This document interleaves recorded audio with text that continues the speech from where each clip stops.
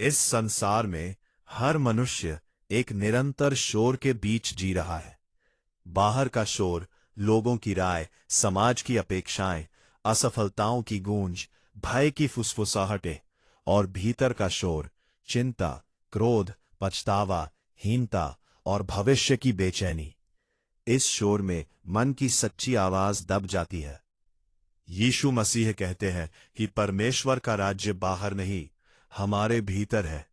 जब हम भीतर उतरते हैं, जब हम मन की आवाज को पहचानते हैं और परमेश्वर की शांति में ठहरते हैं, तभी हम संसार पर विजय पाते हैं। यह विजय बाहरी संघर्ष से नहीं, आंतरिक शांति से जन्म लेती है। यह संदेश कोई उपदेश मात्र नहीं, बल्कि जीवन जीने का मार्ग है। यीशु का संदेश हमें सिखाता है कि मन की आवाज सुनो, पर उस आवाज को पहचानो जो सत्य से जन्मी हो, प्रेम से भरी हो और विश्वास से निर्देशित हो। जब मन भय से बोलता है, वह आवाज सत्य नहीं होती। जब मन अहंकार से बोलता है, वह आवाज भी सत्य नहीं होती। सत्य की आवाज शांति देती है, भले ही मार्ग कठिन हो। मन की आवाज क्या है? मन की आवाज वह है जो हमारे अंतःकरण से निकलती है, विवेक, सच्चाई, प्रेम और करुणा से संचालित है। हमें सही और गलत का भेद सिखाती है। परंतु मन के भीतर अनेक आवाजें होती है। कुछ आदतों से आती हैं, कुछ बीते अनुभवों से, कुछ डर से और कुछ अपेक्षाओं से। यीशु हमें बुलाते हैं कि हम भेड़ और चरवाहे की दृष्टांत को समझें। भेड़ें अपने चरवाहे की आवाज पहचानती है। उसी प्रकार जब हम यीशु की शिक्षाओं में रहते हैं, हम सत्य की आवाज पहचानना सीख जाते हैं। दुनिया की आवाज और मन की सच्ची आवाज। दुनिया की आवाज कहती है, तुलना करो, आगे निकलो, जीतने के लिए किसी को हराओ। मन की सच्ची आवाज कहती है, धैर्य रखो, क्षमा करो, प्रेम से जीत जाओ। दुनिया कहती है, डरो, असुरक्षित रहो, संग्रह करो।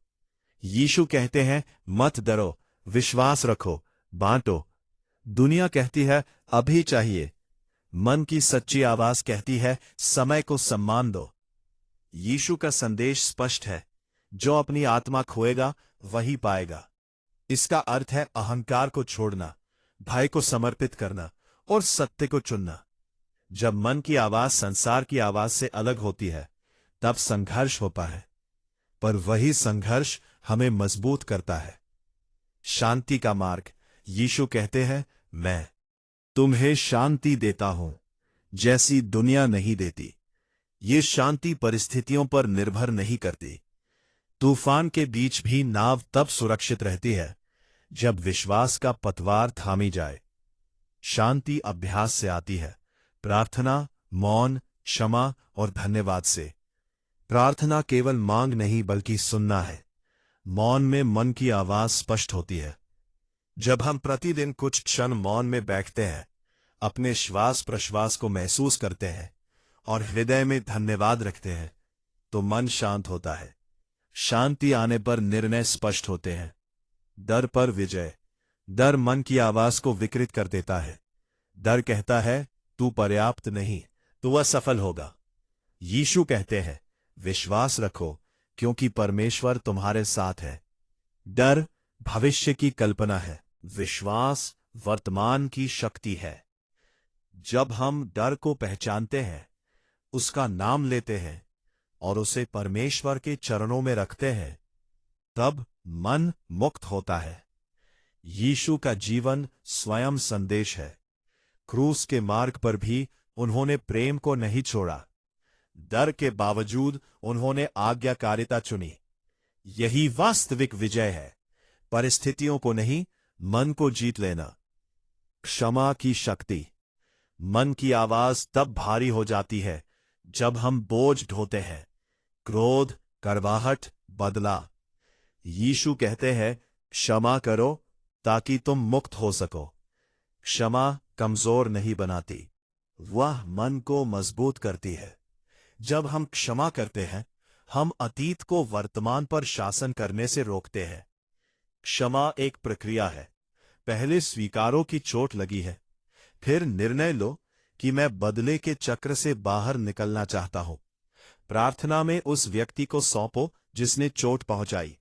समय के साथ मन की आवाज नरम होगी और शांति लौटेगी। आत्म संयम और ध्यान। दुनिया त्वरित आनंद का वादा करती है, पर परिणाम में अशांति देती है।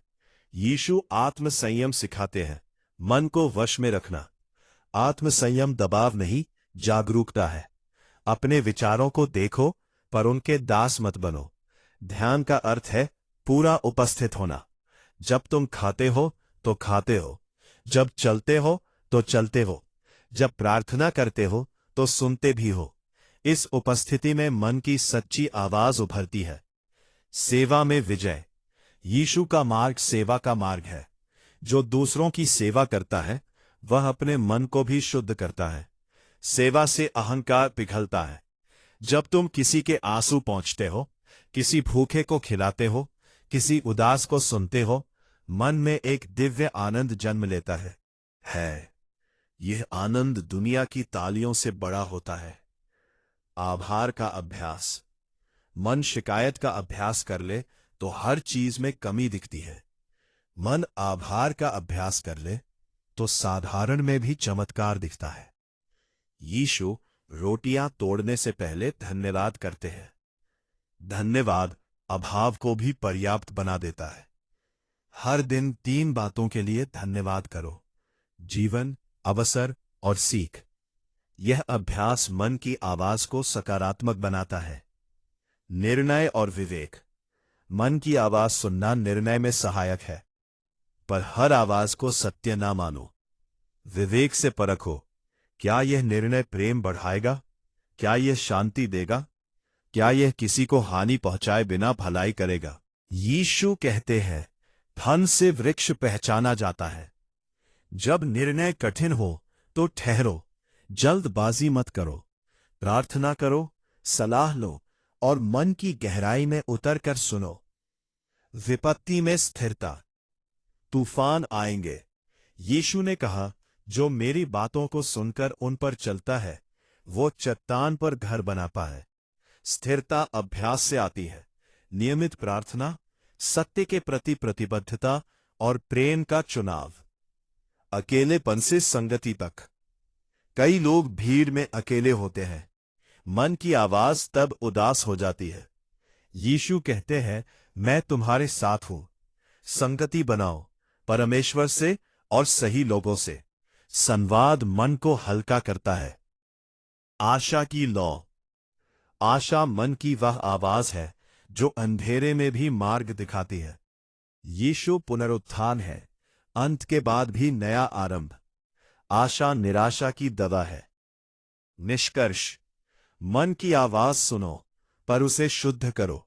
दुनिया से जीतने का अर्थ दुनिया को हराना नहीं, बल्कि दुनिया के शोर के बीच शांति को चुनना है। यीशु का संदेश हमें भीतर से मुक्त करता है। जब मन शांत होता है, जब हृदय प्रेम से भरता है, तब विजय सुनिश्चित होती है। आज निर्णय लो, मैं मन की सच्ची आवाज सुनूंगा, मैं प्रेम चुनूंगा, मैं क्षमा करूंगा, मैं शांति में चलूंगा। यही यीशु का संदेश है और यही सच्ची विजय है।